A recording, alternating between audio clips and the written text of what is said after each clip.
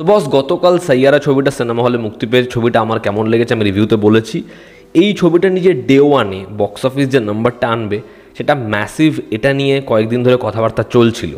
এবার এই যে কালেকশনটা, এটা কি অর্গ্যানিক না এখানে ব্লক বুকিং, কর্পোরেট বুকিং দ্বারা এই নাম্বারটা ওয়ারেফ দাঁড় করিয়েছে, সেটা নিয়ে আমরা আলোচনা করব। এবার বিষয়টা হচ্ছে এই যে ছবির ডে ওয়ানের নাম্বারটা, যেটা নিয়ে আমরা কয়েকদিন ধরে অনুমান করছিলাম, সেটা কিন্তু ব্যাপক এসেছে, ব্যাপক জাস্ট। এবং এই ছবিটা অ্যাডভান্স বুকিংয়ে আনুমানিক 1,93,000 টিকিট সেল করেছিল, যেটা ছাওয়ার পরে এবছরের বেস্ট। ইভেন সিকান্দারের যে ন্যাশনাল প্লেক্সে অ্যাডভান্স বুকিংয়ের টিকিট সেল হয়েছে সেটাকেও ছাপিয়ে গেছে সাইয়ারা। সিকান্দার মোটামুটি 1,60,000 টিকিট অ্যাডভান্স বুকিং করতে পেরেছিল ন্যাশনাল প্লেক্স চেনে, এবং সেটাকে বিট করে যায় সাইয়ারা, 1,93,000 টিকিট সেল করে। এবং যদি আপনারা খুব ভালো করে দেখেন, সেই সময় সিকান্দারের যা টিকিট রেট ছিল তার থেকে কিন্তু সাইয়ারার টিকিট রেট অনেকটাই কম। এবং এখন কিন্তু কোনো ফেস্টিভ মোমেন্ট নয়, তা সত্ত্বেও এই ছবিটা যেভাবে স্টার্ট করেছে বক্স অফিসে সেটা সত্যি দারুণ। এই ছবিটার যা অনুমান করা হচ্ছে, কারণ আমি যখন ভিডিওটা বানাচ্ছি তখনও পর্যন্ত আর্লি এস্টিমেশন এসেছে, আর্লি এস্টিমেশনের ভিত্তিতেই আমি নাম্বারটা বলছি, সেটা আনুমানিক 20 থেকে 22 কোটি টাকার। এবার ভাবুন, নিউ কামার দুজনকে নিয়ে এই ছবিটা যদি এরকম নাম্বার আনে, তাহলে উইকেন্ডে ছবিটা 75 কোটির কালেকশন পার করবে, এবং ছবিটা তো ডেফিনেটলি 100 কোটি টাকার কালেকশন নিজের 5-6 দিনের মধ্যে করে নেবে, এক সপ্তাহে তো করবেই। এবং এই ছবিটার বাজেট যেরকম বলা হচ্ছে সব নিয়ে 50 কোটি টাকা, তাহলে এই ছবিটার ভার্ডিক্ট ব্লকবাস্টার তো হচ্ছেই হচ্ছে। এবং এবছর অজয় দেবগন, অক্ষয় কুমার, তাদের যে বড় ছবিগুলো, সেই ছবিগুলো এই লেভেলের অ্যাডভান্স বুকিংও করতে পারেনি, এই লেভেলের ওপেনিংও নেয়নি। তো মোহিত সুরি আবারও এরকম একটা ছবির দ্বারা, ছবির ওপেনিংয়ের দ্বারা প্রুফ করলো যে সে কিন্তু যদি নিউ জেনারেশনের পালসটা বুঝতে পারে, রোম্যান্টিক ছবি দিয়ে সে আবার অডিয়েন্সকে সিনেমা হলে ফিরিয়ে আনতে পারবে। দেখুন, 2000 সালে যখন কাহো না প্যারে এসেছিল, সেই ছবিটা কিন্তু বক্স অফিসের রেকর্ড গড়েছিল, সে বছরের সবথেকে বেশি ইনকাম করা ছবি হয়েছিল, প্রায় 44 না 45 কোটি টাকার কালেকশন করেছিল, নেট কালেকশন করেছিল কাহো না প্যারে। কিন্তু সেই ছবিটা কিন্তু বক্স অফিসে মানে প্রথম দিন থেকেই তুখর ওয়েতে সব রেকর্ড ভেঙে এগোয়নি। সে বছর আরও একটা ছবি এসেছিল, যেই ছবিতেও কিন্তু ডেবুটেন্ট দুজন ছিল, সেটা হচ্ছে রিফিউজি। অভিষেক বচ্চন ছিল এবং করিনা কাপুর ছিল। ছবিটা না দেখে থাকলে দেখবেন। তো সেই ছবিটা কিন্তু রেকর্ড ব্রেকিং ওপেনিং নিয়েছিল, বাট সেই ছবিটা বক্স অফিসে হিট ভার্ডিক্ট পায়নি বা ব্লকবাস্টার হয়নি কাহো না প্যারের মতো। কাহো না প্যারে আস্তে আস্তে আস্তে আস্তে মানে অডিয়েন্স রিপিটে আসছে, সেকেন্ড উইক, থার্ড উইকে কালেকশন বাড়তে বাড়তে বাড়তে বাড়তে নাম্বার নিয়েছিল।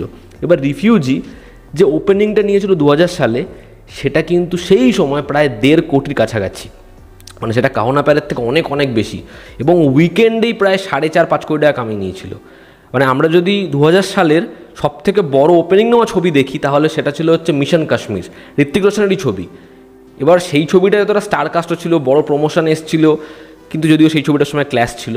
বাট রিফিউজি যেভাবে বক্স অফিসে স্টার্ট করেছিল নতুন দুটো ছেলেমেয়েকে নিয়ে, সেটা ম্যাসিভ। তো এত বছর পর আবার যেন ওই সময়টাই ফিরে এসেছে, এবং আমি আশা করছি এই ছবিটা রিফিউজির মতো অ্যাভারেজ বক্স অফিসে ভার্ডিক্ট পাবে না, এই ছবিটা ব্লকবাস্টারই ভার্ডিক্ট পাবে। ছবিটা যে নাম্বারটা টোটালি কালেকশন করবে সেটা হেলদি, সেটা ব্যাপক অ্যামাউন্ট হবে। এবার বিষয়টা হচ্ছে ছবিটার যে কালেকশন, এটা কি অর্গ্যানিক না এখানে ব্লক বুকিং, কর্পোরেট বুকিংয়ের দ্বারাই কালেকশনটা রয়েছে। তার কারণ আমি দেখছিলাম বহু কমেন্ট লোকের এমনই আসছে, এবং বহু জায়গায় এটা নিয়ে আলোচনাও হচ্ছে।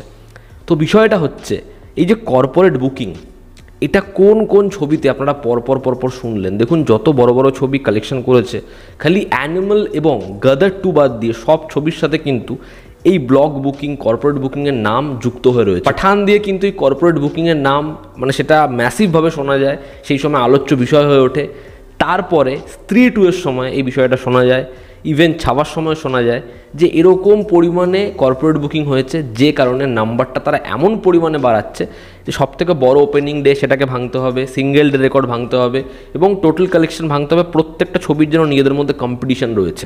তো সেই সময়েও কিন্তু এই কর্পোরেট বুকিংয়ের কথাগুলো শোনা যায়। কিন্তু বিষয়টা হচ্ছে সেই সময় কতটা প্রশ্ন উঠেছিল সেই ছবিগুলোর দিকে। এবার দেখবেন রিসেন্টলি ছবি এসেছিল, যেটা হচ্ছে সিতারে জমিন পর। সেই ছবিটার সময় শোনা গেল যে আমির খান কর্পোরেট বুকিং করেছে। আমি সেই সময় এটা নিয়ে খুব একটা কথা বলিনি, তার কারণ ছবিটাও ভালো হয়েছিল, ছবিটা ভালো বানিয়েছিল।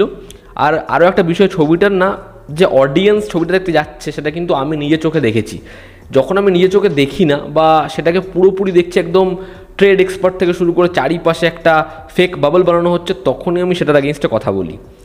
এবার সাইয়ারার যদি উদাহরণটা দিই, আমি গতকালকের ভিডিওতে বলছিলাম আমার সকালের শো ছিল এবং 2025-এ আমি যতগুলো ছবি দেখেছি সকালবেলা, আমি কোনো ছবিতে মানে হাতে গুনে হয়তো একটা কি দুটো ছবিতে 50% to 60% অডিয়েন্স সকালের শোতে দেখেছি। মানে ছবি সালমান খানের হচ্ছে বা কার হচ্ছে, লোকে সেটা দিয়ে কিছু যাই আসে না, লোককে কিন্তু সিনেমা হলে দেখিনি। কিন্তু সাইয়ারা দেখতে গিয়ে অবাক হয়েছি যে প্রায় 60 to 70% অকুপেন্সি রয়েছে ছবিটার এবং পরের দুটো শো হাউসফুল, বৃষ্টির মধ্যে দাঁড়িয়ে লোকে টিকিট কাটছে। আমার বন্ধুরা তারা বিকালবেলা নবীনায় ছবি দেখতে গেছে, তারাও কিন্তু বলল যে হলে রেসপন্স ভীষণ ভালো এবং অকুপেন্সিও খুব ভালো। তো এই বিষয়টা না আমি নিজে দেখেছি। আপনারা অনেকে বলবেন যে এই ছবিটার সময় বহু কুপন দিয়েছে বা বাই ওয়ান গেট ওয়ানের অফার ছিল, টিকিট রেট কম ছিল, এরকম ধরনের কিছু কিন্তু জিনিসপত্র তারা করেছে। এবার আপনারা খুব ভালো করে যদি দেখেন তাহলে এবছর স্কাইফোর্স থেকে শুরু করে এমন কতগুলো ছবি এসেছে যেই ছবিগুলোর সময় 99-এ টিকিট, 150 টাকায় টিকিট, একটা টিকিট কাটলে আরেকটা টিকিট ফ্রি, তারপর হচ্ছে সিঙ্গাড়া দেওয়া হয়েছে, এরকম কতগুলো ছবির ক্ষেত্রে হয়েছে। কিন্তু সেই ছবিগুলোতে ওই অফার দিয়েও কি বক্স অফিসে দারুণ কালেকশন এসেছে? খুব ভালো করে যদি দেখেন তাহলে কিন্তু না, সেটা হয়নি। কিন্তু তাহলে এই ছবিটায় যদি সেই অফার দেওয়ার পরে টিকিটের রেট কম রাখার ফলে অডিয়েন্স সিনেমা হলে আসছে বা নাম্বারটা বেশি পরিমাণে আসছে, ফুটফলস হচ্ছে, তাহলে ক্ষতি কী আছে? কোনো ক্ষতি নেই। এবার এই ছবিটার যে পুরো নাম্বারটা 20 কোটি হোক, 25 কোটি হোক বা লোকে এরকমভাবে দেখছে, এটার মধ্যে কি ব্লক বুকিং নেই? দেখুন, একটা কথা হচ্ছে এই ছবিটার কিন্তু গ্রাউন্ড লেভেলে হাইপ আছে, লোকে কিন্তু টিকিট কাটছে, আগামী দিনে ছবিটার কিন্তু বুকিং হতে চলেছে এবং ছবিটা কিন্তু সাস্টেন করে যাবে। কিন্তু এই যে নাম্বারটা, তার মধ্যে কি ব্লক বুকিং নেই? তার মধ্যে কি সত্যি কর্পোরেট বুকিং একদম নেই? তাহলে বিষয়টা হচ্ছে যতগুলো ছবি আছে না, দু একটা ছবি বিশাল বড় হিট ছবি বাদ দিয়ে ম্যাক্সিমাম ছবির মধ্যেই, ছবির কালেকশনের মধ্যেই কিন্তু একটু হলেও জল মেশানো থাকে। এবং সেটা কিন্তু শুধুমাত্র হিন্দি ইন্ডাস্ট্রির ক্ষেত্রে এমনটা নয়, সেটা কিন্তু গোটা ইন্ডাস্ট্রি জুড়েই। মানে সেখানে শুধুমাত্র বলিউডের ছবি বলে হচ্ছে, তেলেগু, তামিল, বাংলা ছবির ক্ষেত্রে হচ্ছে না এমনটা কিন্তু নয়। প্রত্যেকটা ইন্ডাস্ট্রিতে জল মেশানো হয় কালেকশানে। এবং এই যে কর্পোরেট বুকিং বা এই যে ব্লক বুকিং, এই যে বিষয়টা যখন শোনা যায়, তখন বিষয়টা এমন দাঁড়ায় যে না, কালেকশন হচ্ছে না, পুরোপুরি ফেক। না, বিষয়টা সেরকম। বিষয়টা এমন হয়, ধরুন একটা হলে 90% অকুপেন্সি গেছে বা 80% অকুপেন্সি গেছে, সেই বিষয়টাকে তারা এমনভাবে দেখায় বাদবাকি সিটগুলোকে ফিল করে যে এই শোটা সোল্ড আউট, পরের শোটা ধরুন 80% আছে বা 75% আছে সোল্ড আউট। যে লোকে দেখছে যে এখানে সব show sold out, sold out, sold out, houseful. মানে সেখানে হয়তো 85% বা 90% টিকিট বিক্রি হয়েছে, অর্গ্যানিকভাবেই হয়েছে, তারা 10%, 20% এটাকে বাড়িয়ে বলছে সোল্ড আউট করে দিচ্ছে। এই জিনিসটা হয় কখনো একটা ছবির ক্ষেত্রে, এটা সম্ভবই না যে তারা পুরো ছবিটাকে কর্পোরেট বুকিং করে, পুরো ছবিটাকে ব্লক বুকিং করে ব্লকবাস্টার বানিয়ে দিয়েছে। এটা সম্ভব নয়। যখন একটা ছবির জন্য অডিয়েন্সের ভিড় থাকবে, সেটা না দেখা যাবে যে অডিয়েন্স ছবিটা দেখতে যাচ্ছে। এবার সেখানে যদি 450 কোটি কালেকশন হয়, সেটাকে 500 বলা যায়। সেখানে 100 কোটি কালেকশন হলে 600 কোটি বলা যাবে না। ছাওয়া ছবিটা লোকে দেখেনি, ডেফিনেটলি দেখেছে।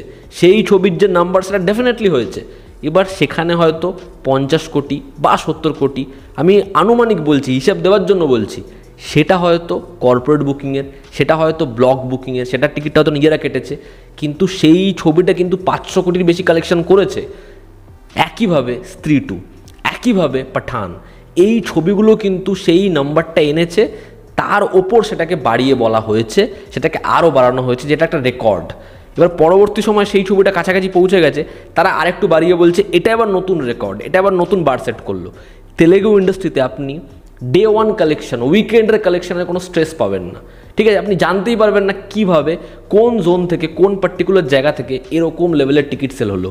তাহলে ওটা কি কাইন্ড অফ, মানে তারা বলছে না বাড়িয়ে, ওখানে কি তারা ব্লক বুকিং করছে না? ডেফিনেটলি করছে। কিন্তু এটাও ঠিক, সেই ছবিগুলোর জন্য কিন্তু অডিয়েন্স যাচ্ছে, সেই ছবিগুলো কিন্তু অডিয়েন্স দেখছে। আজকে সাইয়ারা ডেফিনেটলি হাইপ রয়েছে এবং এই ছবিটা লোকে দেখতে যাচ্ছে।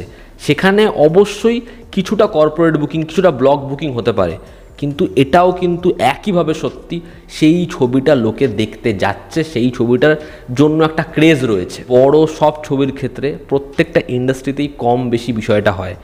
এবার সেখানে 80% 90% জেনুইন কালেকশন হলে তার উপরে 10% 20% এটা হয়। একটা ছবির ক্ষেত্রে এটা সম্ভবই না 50% 60% বা ছবিটার কালেকশনই হয়নি সেটাকে ফেক কালেকশন দিয়ে ব্লকবাস্টার অল টাইম ব্লকবাস্টার করে দেওয়া, এটা সম্ভব নয়। এবং জেনুইনলি আপনাদের এটা মনে হয় যে ওয়াইআরএফ এই দুজন নিউ কামারের জন্য 25 থেকে 30 কোটি টাকার টিকিট কাটবে, তারা এই খরচাটা এই দুজনের জন্য করবে?